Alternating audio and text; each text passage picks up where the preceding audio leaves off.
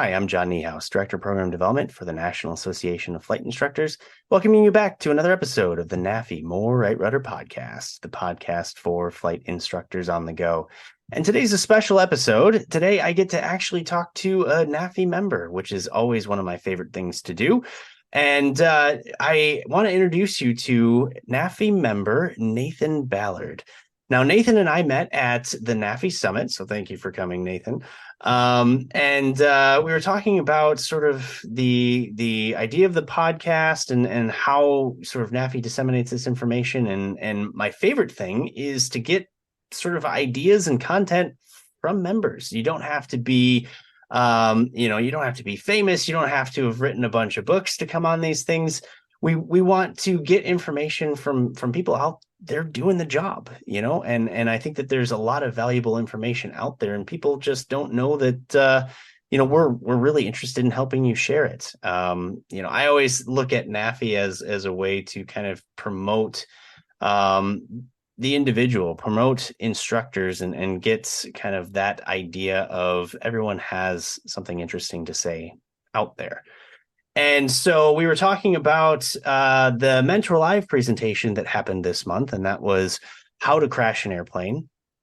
And your idea was, okay, well, what about, the ideas that lead into crashing that airplane? What kinds of things can happen? How do you deal with it? Brief introduction. We've got Nathan Ballard here. He's a CFII. He's been doing it for 5 years. A independent CFI working for AeroVenture Flying Club, and that's out of Atlanta area in Georgia. And he's also a FAA safety team member and does presentations for them occasionally. So Nathan, welcome. Thanks, John. I was excited to talk to you and be on the podcast to talk about this, really important, often not discussed topic. Yeah, it's funny. As we talk more about pilot mental health and certain other kind of buzzwords in aviation at the moment, the idea of having to deal with a in-flight emergency potentially caused by one of the pilots on board. It's not a fun topic to talk about, but I think it's an important thing that we all need to be ready for in case it does, right? Yes, and I think that in so many cases we aren't ready because we don't talk about it, right? Mm-hmm. When newer CFI newer instructors are, when they're learning about instructing, they're learning about, how to teach eights on pylons or, fundamentals of flight, things like that. And they put a lot of time and energy into that. But once they're on the job, there's a lot of real world stuff that happens, this being one of them, that they need to be prepared for. And I know in the story that we'll talk about, I wasn't prepared for. Yeah, so and it's interesting because it's always good to have somebody who's actually gone through this to talk about it. It's one thing to say, well, this is how you prepare and this is how you do it. It's kind of that exercise that looks good on paper, but having actually encountered the situation that we're about to chat about, I mean, I think that makes you the prime guy to be able to educate others on the subject matter. So let's jump right into it. What happened and why, and let's chat some details here. I mean, it really it's a story, and it starts and you'll hear a lot of things that maybe I could have done differently or things I should have done differently, and the mistakes are things I learned from that I hope people listening to this podcast take from this. So the story really is I was a newly certificated instructor, and I was as eager as anybody could be to exercise the privileges of my certificate, right? I wanted to get out there and teach. So I'm hanging out at the airport a lot and looking to fill in wherever I can. And the day came where an instructor said, "Hey, I can't fly. Who wants to take my pre-solo student for a flight?" And I gladly, said, "Yes, I'll take it. Pick me." And that's what happened. They're like, "Okay, yeah, you take this person up for a flight." And I was like, done. So the first part of the story really is it just sounds really good. Like what could possibly go wrong? I mean, the day, it was a spring day, the weather was amazing. There's no clouds, the visibility, there's no turbulence. And the learner comes to we meet at the airplane. The guy is like so enthusiastic. He's ready to go, just really eager and ready to fly. and to learn. So that as a newer instructor, I was like, oh yeah, we're going to have a great time. This is going to be fantastic. And the one thing that is probably worth mentioning now that we'll talk about later is this guy was like, he knew his way around a gym. Like he was built like, Mm. you know, very muscular and could clearly dunk a basketball with no problem. And that'll come into play later as you can imagine. But I that was kind of imagine, this, yeah. yeah. So that's the scene, right? We're getting ready to go out and do some flying.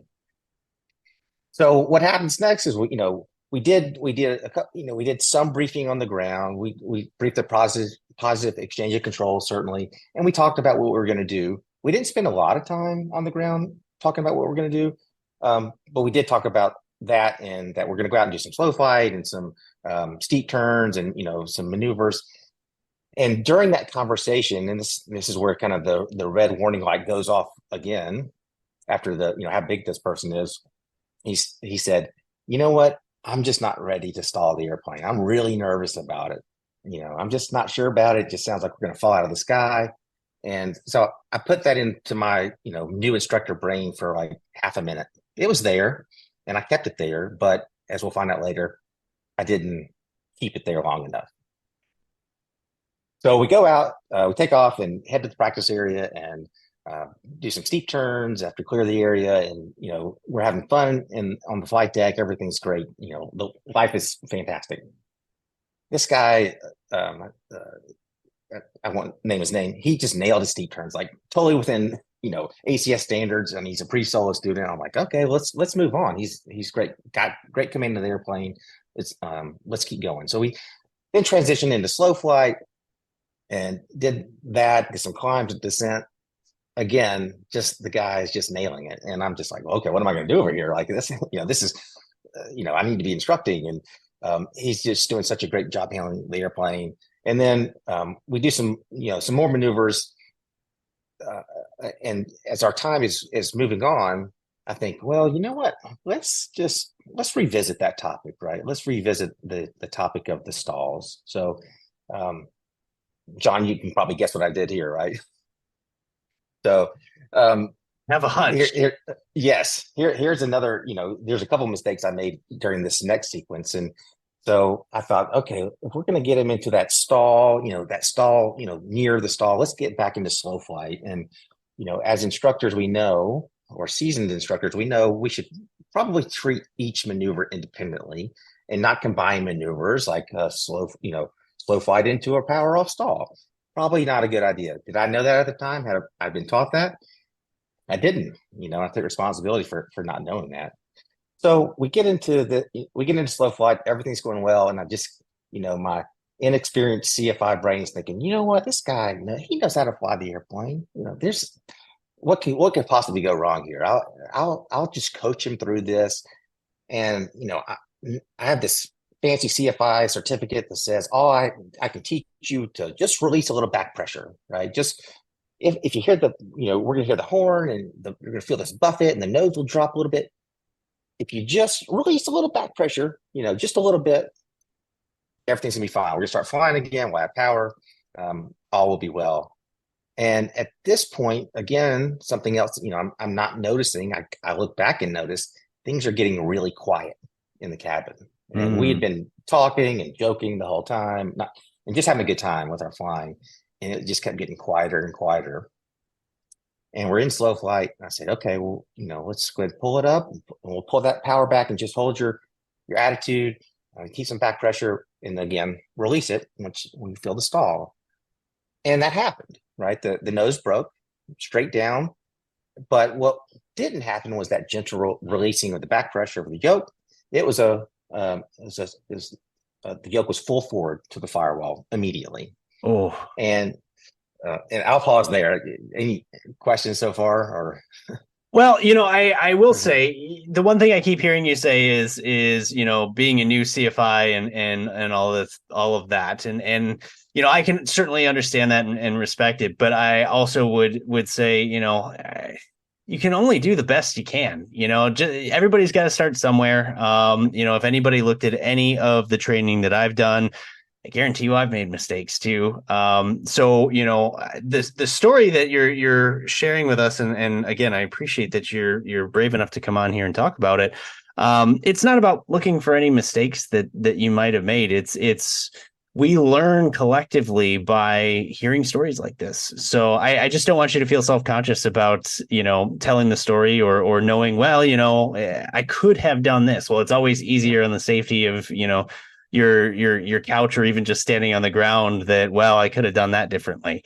But yeah, there's, I'm sure there was not a whole lot of warning signs outside of maybe some apprehension of this individual not necessarily being too keen on the stalling of the aircraft. Yep. There wasn't. And when I say, these mistakes, these are really, they were learning opportunities for myself. And I hope for, the audience of this podcast for CFIs on the go that are, looking to consume any type of instructor information that, may not have heard of these things. So Exactly. We yeah, learn from mistakes, definitely. So what happened then, as we all can imagine, if we were in a 172 at the time. If you put the elevator, stick full forward, like what's going to happen? We're going to be pointed to the ground very quickly, and indeed we were. And I've gone back and tried to estimate, how long did this whole event happen, and it couldn't have been more than 3-4 seconds, maybe. Just the sequence of events from the stall to what happens next to the recovery. It's just so fast. So you just have, one of the takeaways is you have to be ready to act. So as soon as the nose was full forward or staring at the earth, there's no blue anywhere. I said what I said on the ground, my controls, right? And I said it pretty, with authority, like my controls. And there was nothing, right? There was no movement, no acknowledgement, no releasing of the controls by the learner in that scenario. So I didn't think about this at the time, and I've had time to think about it now. So maybe my approach would have been different. But what I did on that day worked. And I'm not a physical, violent person, but I went and started hitting his hand and his forearm up to his elbow, like bang, bang, bang. And he let go, quickly, which was very fortunate. And, I kind of gently pulled us out of the dive, put some power back in. And actually, I'm sorry, the power was already in, so we were going. And so you were going down quickly. We're going down. Yeah, not just pointing down. You're augering down. Yes, power. So pull us out of the dive, pull the power back, and we recovered. Like we took a minute. Like we needed a minute. I needed a minute, and he did too. And I was on the controls, and we ended up finishing the lesson. And honestly, and what's surprisingly to me, after about a few minutes of that recovery, everything is back to normal. He was fun and enthusiastic and energetic, and we finished the lesson, on a positive note. But it could have been so much worse, right? And that's the message of this story is what could have happened and what has happened to so many of our peers, CFI peers and pilot peers, that a student pilot or a certificated pilot locked on the controls can absolutely kill you in no time. And so you have to be ready to do something about it. So after that event, I really dug into like what just happened. What were the warning signs? What are the what happened in the learner's mind? Mm-hmm. And it really goes back to that primal fight, flight, in this case, freeze instinct that we have. And it's a physiological response that, John, you can't predict. I can't predict. Anybody listening, you just don't know how you're going to act when you're under some sort of undue stress like that. And for the student that day, he was under stress about this fear and anxiety around the stall that it got him to that, very, I guess, just core reaction, which in his case was freeze. Right. Mm-hmm. He didn't flight. He didn't try to like get away from the controls. He didn't try to fight me or anything like that. It was just like he was physically there, but his flight kick-in response meant he mentally wasn't there. Right. He was somewhere else. Now, when you reacted and he snapped out of it, was he upset? Like, what was his reaction when he finally kind of came to? It's such a good question, and there was never any upset. If anything, he said, I'm sorry," but it wasn't immediate. It wasn't until we got out of the pulled out of the dive. He was like, "Oh, I'm sorry. Like, what happened?" Like, it took him a moment to like understand, like, well, something wasn't right. Hmm. And I don't know. And again, I was a fill-in instructor for this uh, student who has since gone on to get his private. Good for him. I don't know how how it progressed for him. Lesson after lesson after that. I certainly briefed the other CFI about his Mm-hmm. regular CFI, but he wasn't. He was never upset. He was more, apologetic and then maybe dismissive, like just not knowing how serious a situation it was. Yeah, it is interesting because funny enough, I was actually talking to another instructor at the summit actually, and she was telling me about how this has happened to her, and she's not a large individual. She's a little bit on the shorter side, and when you have a full grown guy sitting next to you, what do you do, especially when you're not as even close to being as large? I mean, I'm sure this guy was a big guy, but you've got some size, and I'm sure you had a little bit of additional ability outside of somebody else.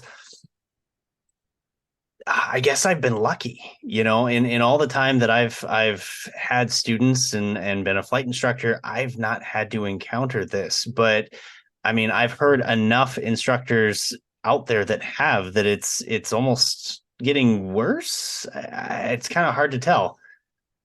It is hard to tell. I don't know. And when I was at the NAFI summit, which I'll tell everybody listening, you definitely need to go next year because the first summit was amazing. This on the first night of the summit, we had a little mixer, get together, and I kind of just did a little poll of the room, the people I talked to, and said, has this thing ever happened to you? And so many more than I thought would have said. They're like, yeah, that happened to me, right? So I think it happens more than we think, especially for I guess, the seasoned instructors that have been around for a bit. Hmm. And again, I'm not sure I'm seasoned. I've got about 1,000 hours of dual given, but I've seen a lot in those first 1,000 hours, and it's those first 100 or 200 hours of instructing that maybe you're just not prepared for this. And to your point, John, about different builds and ages and physical abilities, that's why we need to talk about this even more because there was we won't go into the details, but up in Virginia, there was a young flight instructor who lost her life. Probably a similar situation on takeoff when the person in the left seat probably yanked on the controls, or maybe their seat back fell and they just couldn't get off the controls, and that happens in, like I said, less than 3, 4, 5 seconds at the most. Hmm.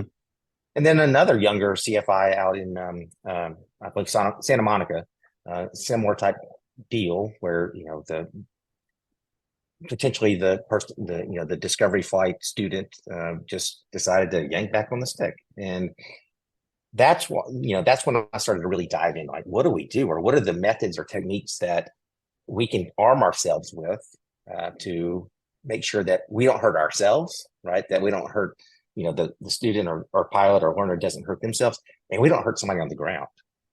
Yeah, So no, and that's very important. It's interesting because I was talking with an AME recently, and we were talking about the idea of pilot mental health and certain disqualifiers for medical certificates and things like that. And one of the things that he mentioned is that is there a difference, or how do you identify the difference between somebody just being nervous and somebody having potential issues psychologically? And that's not making light of mental health or any of that kind of stuff, because it's very important. But one of the things we don't think about as flight instructors is how important it is to understand so many things beyond just flying an airplane. We are not just teachers of flight. We are psychologists. We're doctors. We're communication experts. We're leaders. We're this. And so at any given point, we're being expected in real time to not just monitor somebody sort of psychologically, but also their fatigue level, their stress level. And of course, we know that even somebody who might not have a underlying issue, when those things get maxed out, sometimes bad things happen. And that sort of appears to be kind of what happened to you, because it doesn't sound like this person had any kind of sort of psychological issues. Yeah, and you're right on, John. And I've heard you and others say it all the time. Like we wear so many different hats as flight instructors. We're not just teachers. Like we're coaches and psychologists, and now we have to be aware of mental health or other health issues. And I think that's probably one thing. Another takeaway here is that while we're probably good or hopefully good at a lot of those things, we're probably not great at some of those things, and we shouldn't be. Like mental health or health, like we leave that to the mental health and other professionals to understand those things better than us. But because we're in the air with these folks, like we do have to put that mental health hat on, or those other hats on, to make sure that everybody's going to be okay in that situation. We're there to ensure safety. Warning signs are everything, because that's about all you're going to get in a flight situation. Now, before we get to kind of sort of lessons learned that you kind of researched and figured out, and kind of Monday morning quarterback, how much altitude did you guys actually lose when you're kind of pointing this thing full power to the ground? Oh gosh, I didn't actually look. I probably guess 1,500 to 2,000 feet or so. I mean, Wow. It was fast. I mean, Yeah. Actually, that's a great question. I need to go back and look at the ADSB data. I just know in my mind's eye, it was 20,000 feet in 1 second. Yeah. But it was fast, and part of the recovery from that, after I hit the guy on the arm and the hand, and he let go, that took me into the really this kind of diving in with the learning phase. What else can you do, right? What else can a CFI be armed with on the flight deck to do? And part of my study was to actually do some experiments with my son, who's he's a private, he's now instrument rated pilot. Cool. I took him up and I said, "Hey, listen, I'm gonna do some stuff to you. Don't get mad at me. I just want to see what happens." So I got him, kind of in a locked on scenario, and it wasn't the same thing, but I just wanted to see how effective are some of these things, because I had heard, after I'd studied this, I heard like, hey, if you just grab a feather and tickle their nose, they're going to let go. I'm like, well, who has a feather ready to go? Like, what are some real things that you can do? So, in my research, I put this into practice, like what would really make a difference. And one of the first things that really made a difference, that made my son just jumping out of his skin, was like, if you just attack the person in their armpit, like there's so many nerves there, and who likes to get poked or punched or twisted in the armpit? Like that made him like convulse immediately. He was off the controls, no without hesitation. So if I had to do it again, that'd probably be my go-to. The other thing that sorry, John, go ahead. Oh, I was just gonna say, the one thing that I always hear, and I think it was the individual I was talking to at the summit. She may have been the one that told me this, but I think she punched him in the nose. I think she just went bam and then just whopped him right on the nose. And it's one of the more sensitive areas that you have access to from their face, and at least you didn't have to resort to that. That's right. And I mean, that's certainly we do. And I think the message of hitting somebody in the nose or armpit or whatever, like the message is do whatever you have to do, whatever comes to you in that moment, you have to do. But if you think about it ahead of time, maybe you hit the armpit or go for the nose.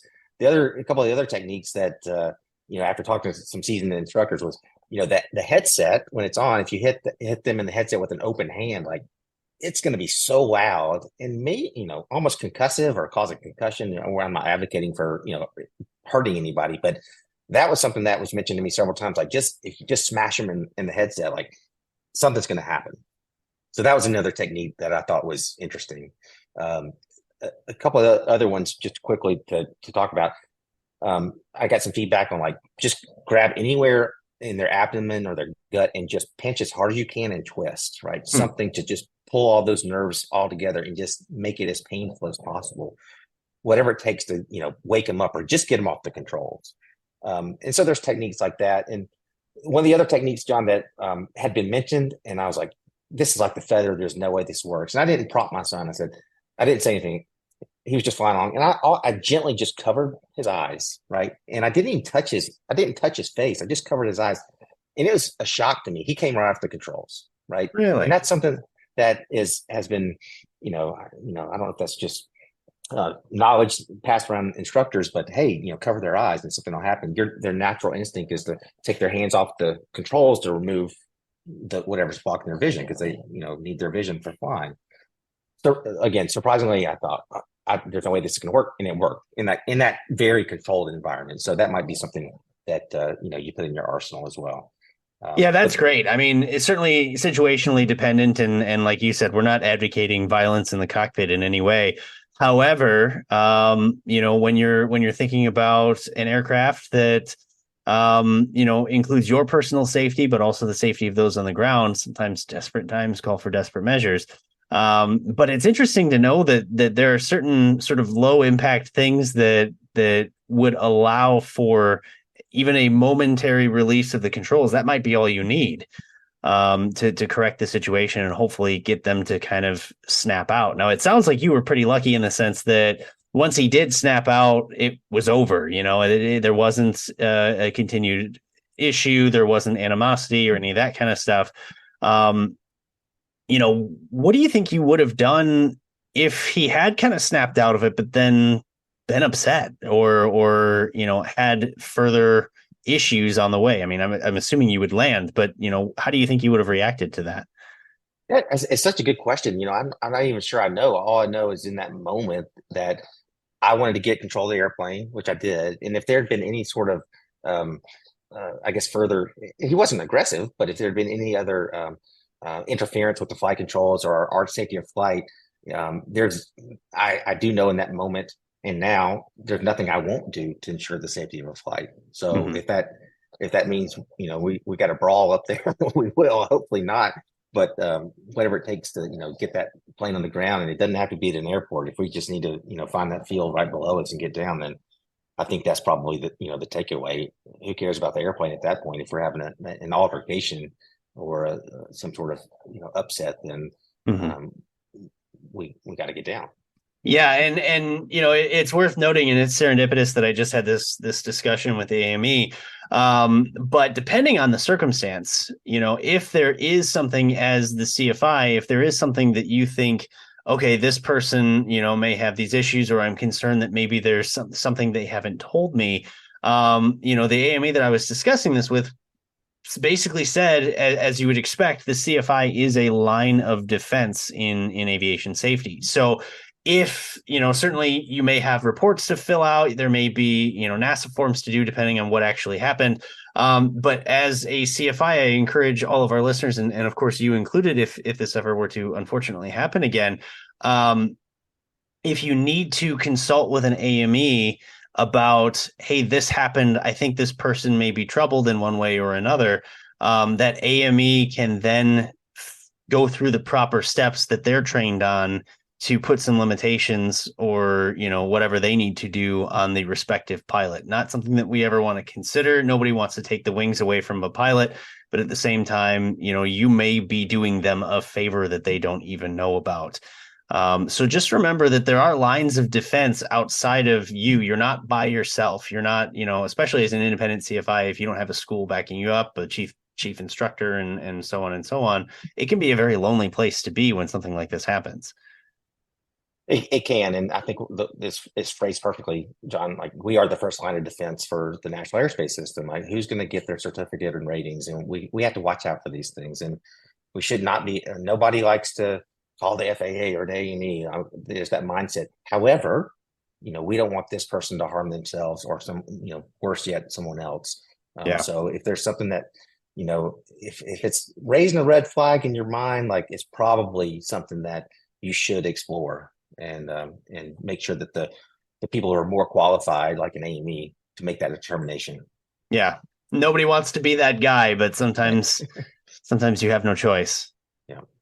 So, what other things about the situation would you like to tell people? I mean, are there other lessons that you've learned in sort of retrospect as you've put time from the situation, or what are you thinking?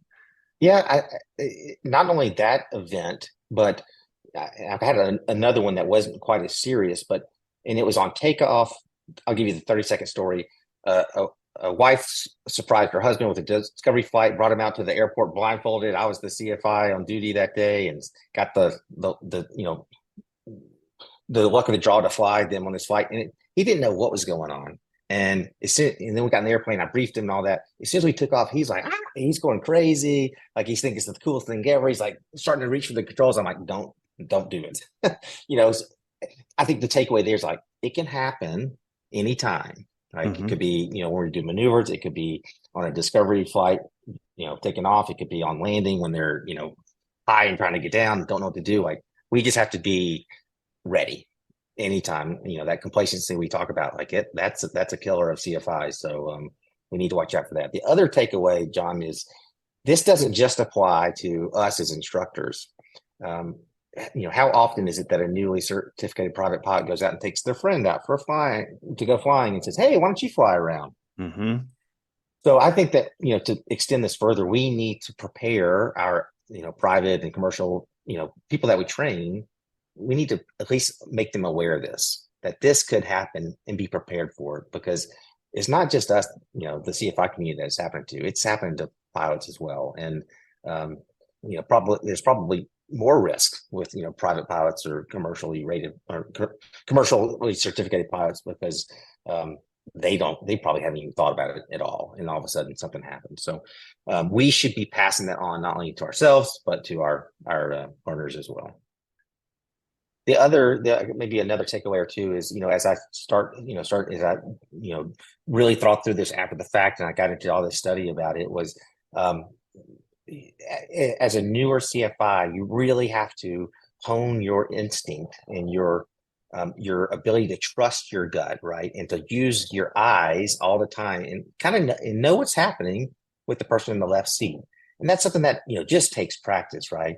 Have their mannerisms changed? Has their talking changed? Has their body posture changed? Like, what are those cues that you can possibly pick up on as you're sitting there observing from the right seat? Because as CFIs, we're not just looking straight ahead; we're looking everywhere. And we get that ability to be in that catbird seat to look and see exactly what they're doing. So you really need to hone that skill and trust your gut. If something doesn't feel right, it's probably right, isn't right.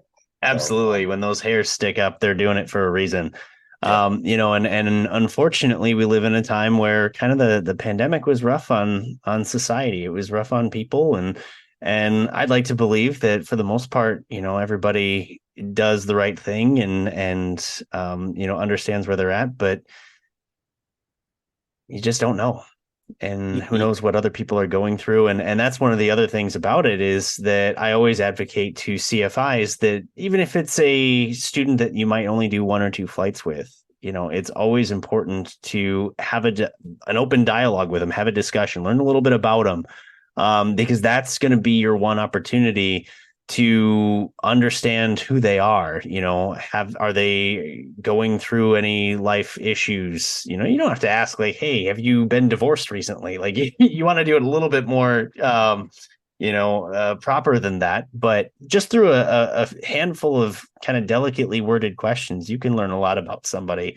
And that'll give you kind of the ability to figure out, well, is this person potentially a risk to me and others, or should I be comfortable enough going flying? What happens after that if you have to discourage them, that I don't know if I have a whole lot of qualified advice for, but just one of those ways of mitigating a potential issue. It is. It's that discussion, kind of getting to know what they're about, and then you know, don't ever skip the things that we should do every time, like that pre-flight briefing. What are we going to do? Who's flying the airplane? What happens if something happens? Like that stuff is not something we need to. And I guess I'm speaking to all instructors, but especially our newer instructors. Like don't skip that's the important stuff, right? That's the stuff that's going to make a difference between life and death. So if you're going to do a pre-flight briefing with someone, do it every time. Don't just skip it, just because this person and you've flown with them twice. Do the things that you should do, and don't take shortcuts. And that'll certainly benefit you. Yeah. And I'll be honest, I'm guilty of this too. We forget sometimes that the things that we do can scare people. Um, I remember very distinctly. I was teaching for a Part 61 school, and I had a lady that came up, and she was, a little bit nervous, but excited. Oh, I've always wanted to do this, and I think she was maybe in her, I don't know, mid 60s, and so she says, "Hey, do you want to go and I'd love to do an intro flight." And I said, "Sure, why not?" I'm a hungry CFI and just looking to get in an airplane and go do some things. And I thought it was going very well. And she mentioned stalls too, just like your student did. And we talked about it, and I briefed it a little bit, or at least I thought I did. I was still pretty new myself. And I wasn't getting the cues. She was trying to tell me, I don't want to do these. This is my first flight. I've been frightened of these previously. It's been one of the reasons why I haven't flown. And I didn't hear any of those things. All I went was, it's no big deal. You're going to love it. And we did it. Yeah. Never saw her again. Yeah. And it's obvious that was a long time ago, and I still think about it. It's you think that if you just give them a few words of like, it'll be good, don't worry, you'll have fun, like that fixes people's anxiety. And I learned firsthand that it doesn't always fix people's anxieties. I got lucky Yeah. because she didn't freeze, but I understand your situation. I mean, that's such a good example. I mean, that what happens first makes a lasting impression. And similar story. My wife took a lesson years before I was an instructor, but a pilot, and the guy just made it his mission to scare her, Mm. and it just ruined her flight training experience. And she's like, I don't want to ever do this again. And that's why we really have to take care of the person you know that they're entrusting our skills and our abilities to teach. Um, we have to use that wisely and not do things like um, that will discourage folks from flying. And it really, the responsibilities of being a CFI are so much greater than just steep turns, how to land, and instrument procedures. Like it's a human responsibility that we have to these folks. I couldn't agree more. I couldn't agree more. Well, Nathan, I appreciate that you came on and shared your story and talked to all of our listeners about this very important topic. It's been a pleasure to get to know you. I really hope that you'll consider kind of coming back and visiting with us again. But any final thoughts? I love talking about this topic and so many other topics. I mean, we talked about stalls for 10 seconds, and like we could talk about that forever, and the fear and the anxiety around it. Like there's just a lot of things that podcasts like this and the programs that NAFI has that really really make a difference to the instructor community. And I'm happy to be a part of it. So thanks for having me, John. And whatever NAFI needs from me, then certainly sign me up.